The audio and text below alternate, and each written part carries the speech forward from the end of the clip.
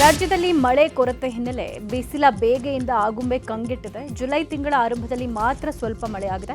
ಕಳೆದ ಒಂದು ವಾರದಿಂದ ಆಗುಂಬೆಯಲ್ಲಿ ಹನಿ ಮಳೆಯೂ ಸುರಿದಿಲ್ಲ. ಜಲಪಾತಗಳಲ್ಲಿ ನೀರಿಲ್ಲ, ದೊರೆಗಳು ಹರಿತಾ ಇಲ್ಲ. ಹಿಂದೆಂದೂ ಕಂಡಿರದಷ್ಟು ಮಳೆ ಕೊರತೆ ಉಂಟಾಗಿದ್ದು, ಎಲ್ ನೀನೋ ಪರಿಣಾಮದಿಂದ ಪಶ್ಚಿಮ ಘಟ್ಟದ ಹವಾಮಾನದಲ್ಲೂ ಏರುಪೇರಾಗಿದ್ದು, ಮಳೆ ಇಲ್ಲದೆ ಆಗುಂಬೆ ಬಿರು ಬಿಸಿಲಿನಿಂದ ಕೂಡಿದೆ. ರಾಜ್ಯದಲ್ಲಿ ಮಳೆ ಕೊರತೆ ಹಿನ್ನೆಲೆಯಲ್ಲಿ ದಾವಣಗೆರೆಯ ಬಸವನಹಳ್ಳಿ ಗ್ರಾಮಸ್ಥರಿಂದ ದೇವರ ಮೂರ್ತಿ ಹೊತ್ತು ಮಳೆಗಾಗಿ ಪಾದಯಾತ್ರೆ ಮಾಡಲಾಗಿದೆ. 15 ಕಿಲೋಮೀಟರ್ ಬರಿಗಾಲಲ್ಲಿ ಗ್ರಾಮಸ್ಥರು ಬೆಟ್ಟವನ್ನು ಹತ್ತಿದ್ದಾರೆ. ಗ್ರಾಮದ ಹೊರವಲಯದ ಬೆಟ್ಟದಲ್ಲಿರುವ ತೀರ್ಥರಾಮೇಶ್ವರ ಕ್ಷೇತ್ರದಲ್ಲಿ ಲಕ್ಷ್ಮೀ ನರಸಿಂಹಸ್ವಾಮಿ, ಬಸವೇಶ್ವರ ಸ್ವಾಮಿ, ಬೀರಲಿಂಗೇಶ್ವರ ಸ್ವಾಮಿ ಮೂರ್ತಿಗೆ ಗಂಗಾಭಿಷೇಕ ಮಾಡಿದ್ದಾರೆ. ವಿವಿಧ ಹೋಮ ಹವನ ಸಲ್ಲಿಸಿ ವಿಶೇಷ ಪೂಜೆ ಮಾಡಲಾಗಿದೆ. ಮತ್ತೊಂದೆಡೆ ನ್ಯಾಮತಿ ತಾಲೂಕಿನ ಬೆಳಗುತ್ತಿ ಗ್ರಾಮದಲ್ಲಿಯೂ ಮಳೆಗಾಗಿ ವಿಶೇಷ ಪ್ರಾರ್ಥನೆ ಮಾಡಲಾಗಿದೆ. ಪಶ್ಚಿಮ ಘಟ್ಟಗಳ ಪ್ರದೇಶದಲ್ಲಿ ಮಳೆ ತಗ್ಗಿದ ಹಿನ್ನೆಲೆ ಬೆಳಗಾವಿ ಡ್ಯಾಂಗಳಲ್ಲಿ ಒಳ ಹರಿವು ಕಡಿಮೆಯಾಗಿದೆ. ನವಿಲು ತೀರ್ಥ ಜಲಾಶಯದ ನೀರು ಕುಡಿಯೋಕೆ ಮಾತ್ರ ಬಳಕೆ ಮಾಡಲು ಸೂಚಿಸಿದ್ದು, ಡ್ಯಾಂ ನೀರು ನಂಬಿ ಬೆಳೆ ಹಾಕದಂತೆ ಮಲಪ್ರಭಾ ನೀರಾವರಿ ಯೋಜನೆ ಸಲಹಾ ಸಮಿತಿಯಿಂದ ಸೂಚಿಸಲಾಗಿದೆ. ಎಡದಂಡೆ ಬಲದಂಡೆ ಕಾಲುವೆಗಳಲ್ಲಿ ನೀರು ಹರಿಸಲ್ಲ. ಸದ್ಯಕ್ಕೆ ಸಂಗ್ರಹವಾಗಿರೋ ನೀರು ಕುಡಿಯೋದಕ್ಕೆ ಮಾತ್ರ ಬಳಕೆ ಅಂತ ಸೂಚಿಸಲಾಗಿದೆ. ಕೊಡಗಿನಲ್ಲಿ ಮಳೆ ಕ್ಷೀಣಿಸಿದ ಹಿನ್ನೆಲೆಯಲ್ಲಿ ಕೆಆರ್ಎಸ್ ಡ್ಯಾಂನಲ್ಲಿ ಒಳಹರಿವಿನ ಪ್ರಮಾಣ ಮತ್ತಷ್ಟು ಕಡಿಮೆ ಆಗಿದೆ. 1909 ಕ್ಯೂಸೆಕ್ಗೆ ಒಳಹರಿವಿನ ಪ್ರಮಾಣ ಇಳಿದಿದೆ. 92 ಅಡಿ ಏರಿಕೆಯಾಗಿದ್ದ ನೀರಿನ ಮಟ್ಟ ಮತ್ತೆ ಕುಸಿಯುವ ಸಾಧ್ಯತೆ ಇದೆ. ದಕ್ಷಿಣದಲ್ಲಿ ಮಳೆ ಇಲ್ಲದೆ ಪರದಾಡೋ ಸ್ಥಿತಿ ಇದ್ರೆ, ಮತ್ತೊಂದು ಕಡೆ ಉತ್ತರ ಹಾಗೂ ಈಶಾನ್ಯ ಭಾರತದಲ್ಲಿ ಭಾರೀ ಪ್ರಮಾಣದಲ್ಲಿ ಮಳೆ ಆಗ್ತಾ ಇದೆ. ಅರುಣಾಚಲ ಪ್ರದೇಶದಲ್ಲಿ ಧಾರಾಕಾರ ಮಳೆಗೆ ಸೇತುವೆನೇ ಕೊಚ್ಕೊಂಡು ಹೋಗಿದೆ. ನಿರಂತರ ಮಳೆಗೆ ಕುಮೈ ನದಿ ಉಕ್ಕಿ ಹರಿತಾ ಇದ್ದು 8 ಗ್ರಾಮಗಳಿಗೆ ಸಂಪರ್ಕ ಸೇತುವೆ ಕಡಿತವಾಗಿದೆ.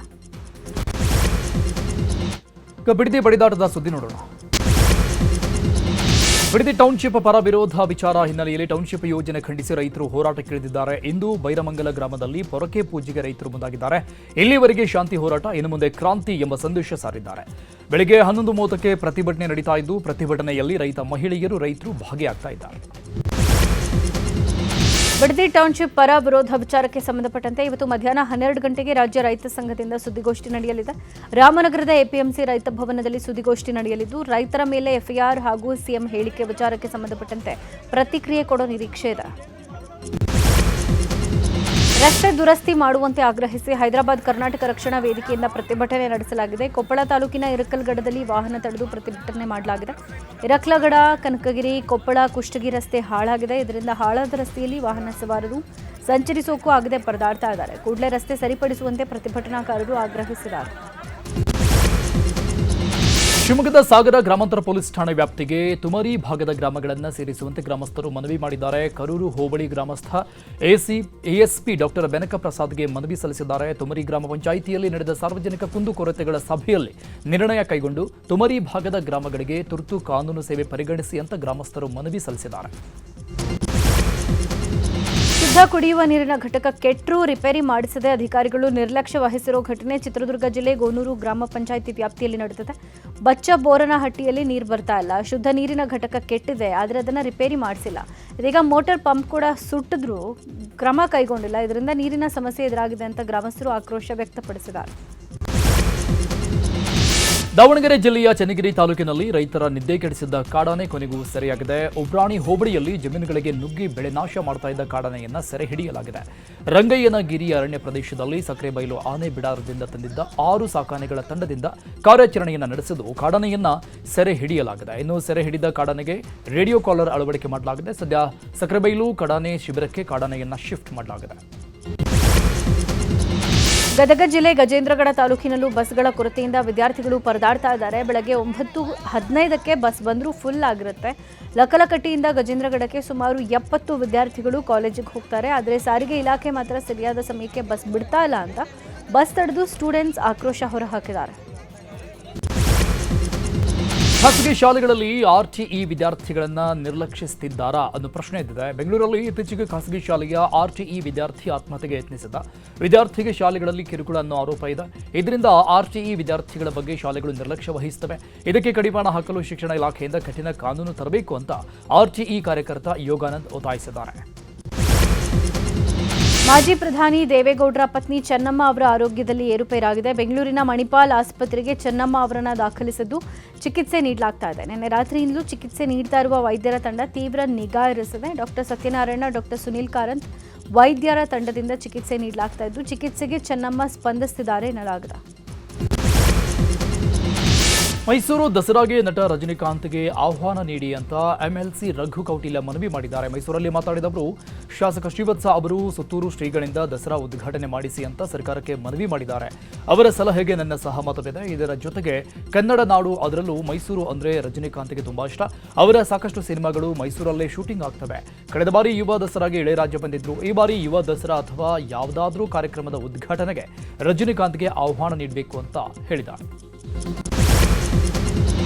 ಮೈಸೂರಿನ ನಾಗರಹೊಳೆ ಅಭಯಾರಣ್ಯದ ಕಬಿನಿ ಹಿನ್ನೀರಿನಲ್ಲಿ ಮಾಜಿ ಕ್ರಿಕೆಟಿಗ ಅನಿಲ್ ಕುಂಬ್ಳೆ ಸಫಾರಿ ಮಾಡಿದ್ದಾರೆ. ಸಫಾರಿ ವೇಳೆ ಕೆರೆಯಲ್ಲಿ ಹುಲಿಯ ಫೋಟೋ ತೆಗೆದುಕೊಂಡಿದ್ದಾರೆ. ಕುಂಬ್ಳೆ ಅವರ ಸಫಾರಿ ವಿಡಿಯೋ ಸೋಷಿಯಲ್ ಮೀಡಿಯಾದಲ್ಲಿ ವೈರಲ್ ಆಗಿದೆ. ನಾಳೆ ಆಷಾಢ ಶುಕ್ರವಾರ ಹಿನ್ನೆಲೆಯಲ್ಲಿ ಮೈಸೂರಿನ ಚಾಮುಂಡಿ ಬೆಟ್ಟದಲ್ಲಿ ಸಕಲ ಸಿದ್ಧತೆಯನ್ನ ಮಾಡಿಕೊಳ್ಳಲಾಗಿದೆ. ಈ ಬಾರಿ ಧರ್ಮ ದರ್ಶನ ಮತ್ತು 2,000 ಟಿಕೆಟ್ ಮಾತ್ರ ಇದ್ದು ಬರುವಂತ ಭಕ್ತರಿಗೆ ಯಾವುದೇ ಸಮಸ್ಯೆ ಆಗದಂತೆ ಸೂಕ್ತ ವ್ಯವಸ್ಥೆ ಮಾಡಲಾಗಿದೆ. ಇನ್ನು ಬೆಟ್ಟಕ್ಕೆ ತೆರಳಲು ಸರ್ಕಾರಿ ಬಸ್ ನಿಯೋಜಿಸಲಾಗಿದ್ದು ಖಾಸಗಿ ವಾಹನಗಳಿಗೆ ನಿರ್ಬಂಧ ಇರಲಾಗಿದೆ. ಲಲಿತ್ ಮಹಲ್ ಗ್ರೌಂಡ್ನಿಂದ ಬಸ್ ವ್ಯವಸ್ಥೆ ಇದ್ದು ಬರುವಂತೆ ಭಕ್ತರಿಗೆ ಕುಂಕುಮ ಪ್ರಸಾದ, ಅನ್ನ ದಾಸೋಹ ವ್ಯವಸ್ಥೆಯನ್ನು ಮಾಡಲಾಗಿದೆ. ರಾಜ್ಯ ಕಾಂಗ್ರೆಸ್ ಸರ್ಕಾರದಲ್ಲಿ ಸಚಿವ ಸಂಪುಟ ವಿಸ್ತರಣೆ ಕಸರತ್ತು ಜೋರಾಗಿದೆ. ದೆಹಲಿಯಲ್ಲಿ ಇವತ್ತು ಹೈಕಮಾಂಡ್ ಹೈ ವೋಲ್ಟೇಜ್ ಸಭೆ ನಡೆಸಲಿದೆ.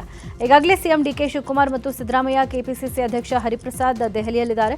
ಕೆಲವೇ ಕ್ಷಣಗಳಲ್ಲಿ ಪಟ್ಟಿ ಫೈನಲ್ ಬಗ್ಗೆ ಸಭೆ ನಡೆಯಲಿದೆ. ಯುವಕರು ಜಾತಿ ಪ್ರಾದೇಶಿಕತೆ ಸಮತೋಲನದ ಆಧಾರದ ಮೇಲೆ ಸಂಪುಟ ವಿಸ್ತರಣೆ ಮಾಡಲಿದ್ದಾರೆ. ಸೋಮವಾರ ನೂತನ ಸಚಿವರ ಪ್ರಮಾಣ ಸ್ವೀಕಾರ ಸಾಧ್ಯತೆ ಇದೆ. ಸಚಿವ ಸಂಪುಟ ವಿಸ್ತರಣೆ ವಿಚಾರಕ್ಕೆ ಲೋಕೋಪಯೋಗಿ ಸಚಿವ ಸತೀಶ್ ಜಾರಕಿಹೊಳಿ ಪ್ರತಿಕ್ರಿಯಿಸಿದ್ದಾರೆ. ಉಡುಪಿಯಲ್ಲಿ ಮಾತಾಡಿದ ಅವರು, ದೆಹಲಿಯಲ್ಲಿ ಇವತ್ತು ಮೀಟಿಂಗ್ ಕರೆದಿದ್ದಾರೆ. 2-3 ದಿನಗಳಲ್ಲಿ ಸಂಪುಟ ಫೈನಲ್ ಆಗಬಹುದು. ಬೇಗ ವಿಸ್ತರಣೆ ಆಗಬೇಕು ಎಂಬ ನಿರೀಕ್ಷೆ ಇದೆ ಅಂತ ಹೇಳಿದ್ದಾರೆ. ಸಚಿವ ಸ್ಥಾನಕ್ಕಾಗಿ ಆಕಾಂಕ್ಷಿಗಳು ದೆಹಲಿಯಲ್ಲಿ ಬೀಡು ಬಿಟ್ಟಿದ್ದಾರೆ. ರಾಜೇಂದ್ರ ರಾಜಣ್ಣ, ವಿಜಯಾನಂದ ಕಾಶಪ್ಪನವರ್, ಹಂಪನಗೌಡ ಬಾದರ್ಲಿ, ಬಸನಗೌಡ ದದಲ್, ಕೃಷ್ಣಮೂರ್ತಿ, ಬಿ ನಾಗೇಂದ್ರ, ಲಕ್ಷ್ಮಣ ಸವದಿ, ಡಾಕ್ಟರ್ ಅಜಯ್ ಧರಮ್ ಸಿಂಗ್ ಸೇರಿದಂತೆ ಪ್ರಮುಖರು ದೆಹಲಿಯಲ್ಲಿದ್ದಾರೆ. ಸುರ್ಜೇವಾಲಾ ಮತ್ತು ಖರ್ಗೆ ಅವರ ಮೇಲೆ ಒತ್ತಡ ಹೇರ್ತಾ ಇದ್ದಾರೆ. ಹೈಕಮಾಂಡ್ ಯಾರಿಗೆ ಮಣೆ ಹಾಕುತ್ತೆ ಕಾದು ನೋಡಬೇಕು. ಕಾಂಗ್ರೆಸ್ ಶಾಸಕರ ಬಗ್ಗೆ ಅಭಯ್ ಪಾಟೀಲ್ ವ್ಯಂಗ್ಯವಾಡಿದ್ದಾರೆ. ಬೆಳಗಾವಿಯಲ್ಲಿ ಮಾತಾಡಿದ ಅವರು, ಹೊಸ ಸರ್ಕಾರ ರಚನೆ ಆಗಿದೆ, ಆದರೆ ಎಲ್ಲರೂ ದೆಹಲಿಗೆ ಹೋಗ್ತಾ ಇದ್ದಾರೆ. ನನಗೆ ಮಂತ್ರಿ ಮಾಡಿ, ನನಗೆ ಈ ಸಚಿವ ಖಾತೆ ಬೇಡ ಅಂತಿದ್ದಾರೆ. ಮಂತ್ರಿಗಳು ನೆರೆಗೂ ಇಲ್ಲ, ಬರಕ್ಕೂ ಇಲ್ಲ, ಸಂತೋಷವಾಗಿಯೂ ಇಲ್ಲ. ಎಲ್ಲ ಶಾಸಕರು ಗುಂಪಾಗಿ ದೆಹಲಿಗೆ ಹೋಗ್ತಿದ್ದಾರೆ ಅಂತ ಲೇವಡಿ ಮಾಡಿದ್ದಾರೆ. ಆರೋಗ್ಯ ಸಚಿವ ಯುಟಿ ಖಾದರ್ ನೇತೃತ್ವದಲ್ಲಿ ಇವತ್ತು ಮಹತ್ವದ ಸಭೆಗಳು ನಡೆಯಲಿವೆ. ಸಂಜೆ 4 ಗಂಟೆಗೆ ಸಲಹಾ ಸಭೆ ನಡೆಯಲಿದ್ದು ಸಭೆಯಲ್ಲಿ ಸಂಸದರು, ಶಾಸಕರೊಂದಿಗೆ ಚರ್ಚೆ ನಡೆಸಲಿದ್ದಾರೆ. ಇನ್ನು ಬಳಿಕ ಸಂಜೆ 5 ಗಂಟೆಗೆ ಕೆಎಫ್ಡಿ ಕುರಿತು ಉನ್ನತ ಮಟ್ಟದ ಪರಿಶೀಲನಾ ಸಭೆ ನಡೆಯಲಿದೆ. ನಾಳೆ ಸುಪ್ರೀಂ ಕೋರ್ಟ್ನಲ್ಲಿ ಜಿಬಿಎ ವ್ಯಾಪ್ತಿಯ ನಗರ ಪಾಲಿಕೆಗಳ ಚುನಾವಣಾ ಅರ್ಜಿ ಮತ್ತೆ ವಿಚಾರಣೆಗೆ ಬರುವ ಸಾಧ್ಯತೆ ಇದೆ. ಇತ್ತೀಚೆಗೆ ಮತ್ತೆ ಕಾಲಾವಕಾಶಕ್ಕಾಗಿ ಜಿಬಿಎ ಮುಖ್ಯ ಆಯುಕ್ತರು ಅರ್ಜಿ ಸಲ್ಲಿಕೆ ಮಾಡಿದ್ರು. ಈ ಅರ್ಜಿ ನಾಳೆ ಸುಪ್ರೀಂ ಕೋರ್ಟ್ ನ್ಯಾಯಾಧೀಶರಾದ ಸೂರ್ಯಕಾಂತ್ ಪೀಠದಲ್ಲಿ ವಿಚಾರಣೆ ಆಗುತ್ತೆ. ಕೇಂದ್ರ ಸಚಿವ ಕುಮಾರಸ್ವಾಮಿ ಇವತ್ತು ಬೆಂಗಳೂರಿನ ಹೆಚ್ಎಂಟಿ ಕ್ಯಾಂಪಸ್ ಪರಿಶೀಲನೆ ನಡೆಸಲಿದ್ದಾರೆ. ಅರಣ್ಯ ಭೂಮಿಯನ್ನು ಹೆಚ್ಎಂಟಿ ಕಾರ್ಖಾನೆ ಅತಿಕ್ರಮಣ ಮಾಡಿಕೊಂಡಿದೆ ಅನ್ನೋದು ರಾಜ್ಯ ಸರ್ಕಾರದ ಪ್ರಮುಖ ಆರೋಪ ಆಗಿತ್ತು. ಈ ಭೂಮಿಯನ್ನು ಸರ್ಕಾರ ವಾಪಸ್ ಪಡೆಯೋಕೆ ನಿರ್ಧರಿಸಿದ್ದು ಇದಕ್ಕೆ ಕುಮಾರಸ್ವಾಮಿ ವಿರೋಧ ವ್ಯಕ್ತಪಡಿಸಿದರು. ಇವತ್ತು ಖುದ್ದು ಸ್ಥಳ ಪರಿಶೀಲನೆ ನಡೆಸಿರೋ ಎಚ್ಡಿಕೆ ಬಳಿಕ ಸುದ್ದಿಗೋಷ್ಠಿ ನಡೆಸಲಿದ್ದಾರೆ. ಸೋಷಿಯಲ್ ಮೀಡಿಯಾ ಸ್ಟಾರ್ ಅಮ್ಮುಕು ಡುಮುಕು ಮಂಜ ಹಾಗೂ ಆತನ ಗ್ಯಾಂಗ್ ಮೇಲೆ ಬೆಂಗಳೂರಿನ ಅನ್ನಪೂರ್ಣೇಶ್ವರಿ ನಗರ ಪೊಲೀಸ್ ಠಾಣೆಯಲ್ಲಿ ಎಫ್ಐಆರ್ ಆಗಿದೆ. ರೆಸ್ಟ್ ಆಫ್ ಬಾರ್ನಲ್ಲಿ ಬಿಲ್ ಕೊಡದೆ ಗಲಾಟೆ ಮಾಡಿದ್ದಲ್ಲದೆ ಮಹಿಳಾ ಸಿಬ್ಬಂದಿ ಜೊತೆ ಅನುಚಿತ ವರ್ತನೆ ಮಾಡಿದ್ದ ಮಂಜ ಕುಡಿದ ಮತ್ತಿನಲ್ಲಿ ಸೆಲ್ಫಿ ಫೋಟೋಗೆ ಪೋಸ್ ಕೊಡುವಂತೆ ಮಹಿಳಾ ಸಿಬ್ಬಂದಿ ಜೊತೆ ಅಸಭ್ಯ ವರ್ತನೆ ಮಾಡಿದ್ದಂತೆ. ದ್ರಾಕ್ಷಿ ಬೆಳೆಗೆ ಬಂಗಾರದ ಬೆಲೆ ಬಂದ ಹಿನ್ನೆಲೆ ರಾತ್ರೋರಾತ್ರಿ ದ್ರಾಕ್ಷಿಯನ್ನು ಖದೀಮರು ಕದ್ದು ಪರಾರಿಯಾಗಿರೋ ಘಟನೆ ಚಿಕ್ಕಬಳ್ಳಾಪುರದ ಕೊಳವನಹಳ್ಳಿ ಗ್ರಾಮದಲ್ಲಿ ನಡೆದಿದೆ. ಲಕ್ಷಾಂತರ ರೂಪಾಯಿ ಖರ್ಚು ಮಾಡಿ ರೆಡ್ ಗ್ಲೋಬ್ ದ್ರಾಕ್ಷಿಯನ್ನು ರೈತರು ಬೆಳೆದಿದ್ರು. ಆದ್ರೀಗ ಖದೀಮರು 3.5 ಲಕ್ಷ ಬೆಲೆ ಬಾಳೋ 150 ದ್ರಾಕ್ಷಿ ಕಟಾವು ಮಾಡಿ ಕದ್ದು ಪರಾರಿಯಾಗಿದ್ದಾರೆ. ಸ್ಥಳಕ್ಕೆ ನಂದಿಗಿರಿಧಾಮ ಪೊಲೀಸರು ಆಗಮಿಸಿ ಪರಿಶೀಲಿಸಿದ್ದಾರೆ. ಕಲಬುರಗಿ ಜೈಲಿನಿಂದ 3 ಜನ ಸಜಾಬಂದಿ ಕೈದಿಗಳು ಪರಾರಿಯಾಗಿರೋ ಪ್ರಕರಣಕ್ಕೆ ಸಂಬಂಧಪಟ್ಟಂತೆ ಇನ್ನೂ 2 ಸಜಾಬಂದಿ ಕೈದಿಗಳು ಪತ್ತೆ ಆಗಿಲ್ಲ. ಕೈದಿಗಳಾದ ಸಾಗರ್ ಮತ್ತು ಸಂತೋಷ್ ಒಂದ್ ಕಡೆ ಹೋದ್ರೆ ಪ್ರತ್ಯೇಕವಾಗಿ ಬೇರೆ ಕಡೆಗೆ ಮಸ್ತಾನ್ ಎಸ್ಕೇಪ್ ಆಗಿದ್ದ. ಇನ್ನು ಜೈಲಿನಿಂದ ಬಂದು ಎಲ್ಲಿಗೆ ಹೋಗಬೇಕು ಅಂತ ತಿಳಿಯದೆ ಸಂತೋಷ್ ತನ್ನ ಜಿಲ್ಲೆಗೆ ವಾಪಸ್ ಆಗಿದ್ದ. ಸದ್ಯ ಆತನನ್ನ ಪೊಲೀಸರು ವಶಕ್ಕೆ ಪಡೆದಿದ್ದು ಉಳಿದ ಮಸ್ತಾನ್ ಹಾಗೂ ಸಾಗರ್ಗಾಗಿ ಹುಡುಕಾಟ ನಡೆಸುತ್ತಿದ್ದಾರೆ. ತುಮಕೂರು ನಗರದ ತಿಲಕ್ ಪಾರ್ಕ್ ಠಾಣೆ ಪೊಲೀಸರಿಂದ ಭರ್ಜರಿ ಕಾರ್ಯಾಚರಣೆ ನಡೆಸಿ ಗಾಂಜಾ ಕೇಸ್ನಲ್ಲಿ ಪೊಲೀಸ್ ಕಾನ್ಸ್ಟೇಬಲ್ ಪುತ್ರ ಲಾಕ್ ಆಗಿದ್ದಾನೆ. ಗಾಂಜಾ ಮಾರಾಟ ಮಾಡ್ತಾ ಇದ್ದ ಒಟ್ಟು 6 ಮಂದಿಯನ್ನು ಪೊಲೀಸರು ಬಂಧಿಸಿದ್ದಾರೆ. ಆರೋಪಿ ದಿಶಾಂತ್ ತುಮಕೂರು ಸಮವಸ್ತ್ರ ಪಡೆಯ ಕಾನ್ಸ್ಟೇಬಲ್ ಪುತ್ರನಾಗಿದ್ದು ಬಂಧಿತರಿಂದ 2 ಲಕ್ಷ ಬೆಲೆಯ 1 ಕೆಜಿ 655 ಗ್ರಾಂ ಗಾಂಜಾ ಸೊಪ್ಪು ಹಾಗೂ 40 ಲಕ್ಷ ಬೆಲೆಯ ಒಂದು ಫಾರ್ಚುನರ್ ಕಾರು ವಶಕ್ಕೆ ಪಡೆಯಲಾಗಿದೆ. ಕೇಂದ್ರ ಸಚಿವ ಸಂಪುಟ ದೇಶದ ಮೂಲಸೌಕರ್ಯ ಉತ್ಪಾದನೆ ಮತ್ತು ಕೈಗಾರಿಕಾ ಪ್ರಗತಿಗೆ ವೇಗ ನೀಡೋಕೆ ಒಟ್ಟು 2.19 ಲಕ್ಷ ಕೋಟಿ ವೆಚ್ಚದ 7 ಬೃಹತ್ ಮೆಗಾ ಯೋಜನೆಗಳಿಗೆ ಅನುಮೋದನೆ ಕೊಟ್ಟಿದೆ. ದೇಶದಲ್ಲಿ ಮೊಬೈಲ್ ಮತ್ತು ಎಲೆಕ್ಟ್ರಾನಿಕ್ ಉತ್ಪಾದನೆಯನ್ನು ಹೆಚ್ಚಿಸೋಕೆ ಪ್ರಮುಖ ಯೋಜನೆಗಳಿಗೆ ಹಸಿರು ನಿಶಾನೆ ತೋರಲಾಗಿದೆ. ವೆನೆಜುವೆಲಾದಲ್ಲಿ ಭೀಕರ ಭೂಕಂಪ ಸಂಭವಿಸಿದ. ರೆಕ್ಟರ್ ಮಾಪಕದಲ್ಲಿ 7.5 ತೀವ್ರತೆ ದಾಖಲಾಗಿದ್ದು ಜನರು ಮನೆಗಳಿಂದ ಕಚೇರಿಗಳಿಂದ ಹೊರಗೆ ಓಡಿ ಬಂದು ಪ್ರಾಣ ಉಳಿಸಿಕೊಂಡಿದ್ದಾರೆ. ಒಡಿಶಾದಲ್ಲಿ ಪೂರಿ ಜಗನ್ನಾಥ್ ಯಾತ್ರೆ ಹಿನ್ನೆಲೆ ಮಳೆ ನಡುವೆನೇ ಭಕ್ತರು ಜಗನ್ನಾಥನ ದರ್ಶನಕ್ಕೆ ಹರಿದು ಬರ್ತಾ ಇದ್ದಾರೆ. ಇವತ್ತು ವಾರ್ಷಿಕ ಜಗನ್ನಾಥ ಯಾತ್ರೆ ನಡೆಯಲಿದ್ದು ಈಗಾಗಲೇ ದೇಗುಲದಲ್ಲಿ ಯಾತ್ರೆಗೆ ಸಕಲ ಸಿದ್ಧತೆ ನಡೀತಾ ಇದೆ. ಬೆಳಗ್ಗೆಯಿಂದ ವಿಶೇಷ ಪೂಜಾ ಕೈಂಕರ್ಯಗಳು ನಡೀತಾ ಇವೆ. ಫಿಫಾ ವರ್ಲ್ಡ್ ಕಪ್ ಫೈನಲ್ನಲ್ಲಿ ಅರ್ಜೆಂಟೈನಾ ಹಾಗೂ ಸ್ಪೇನ್ ಮುಖಾಮುಖಿಯಾಗಲಿವೆ. ಜುಲೈ 19ರಂದು ಅಮೆರಿಕದ ನ್ಯೂಯಾರ್ಕ್ನಲ್ಲಿ ಫೈನಲ್ ಪಂದ್ಯ ನಡೆಯಲಿದೆ. ಸೆಮಿಫೈನಲ್ 2ರಲ್ಲಿ ಇಂಗ್ಲೆಂಡ್ ವಿರುದ್ಧ ಗೆದ್ದು ಬೀಗಿದ ಹಾಲಿ ಚಾಂಪಿಯನ್ ಅರ್ಜೆಂಟೈನಾ ಮತ್ತೊಮ್ಮೆ ಪ್ರಶಸ್ತಿ ಗೆಲ್ಲೋಕೆ ಎದುರು ನೋಡ್ತಾ ಇದೆ. ಇಂಗ್ಲೆಂಡ್ ವಿರುದ್ಧ ಮೊದಲ ಏಕದಿನ ಪಂದ್ಯ ಗೆದ್ದ ಭಾರತ ಸರಣಿ ಗೆಲುವಿನ ನಿರೀಕ್ಷೆಯಲ್ಲಿದೆ. ಇಂದು ಕಾರ್ಡಿಫ್ನಲ್ಲಿ 2ನೇ ಏಕದಿನ ಪಂದ್ಯಕ್ಕೆ ಕಣಕ್ಕಿಳಿತಾ ಇದೆ. T20 ಸರಣಿಯಲ್ಲಿ ಅಬ್ಬರಿಸಿದ ಇಂಗ್ಲೆಂಡ್ ಟೀಮ್ ಏಕದಿನದಲ್ಲಿ ಮಂಕಾಗಿದೆ. ಪ್ರಮುಖ ಬ್ಯಾಟ್ಸ್ಮನ್ಗಳು ಕಳೆದ ಮ್ಯಾಚ್ನಲ್ಲಿ ನಿರೀಕ್ಷಿತ ಪ್ರದರ್ಶನ ನೀಡಲಿಲ್ಲ.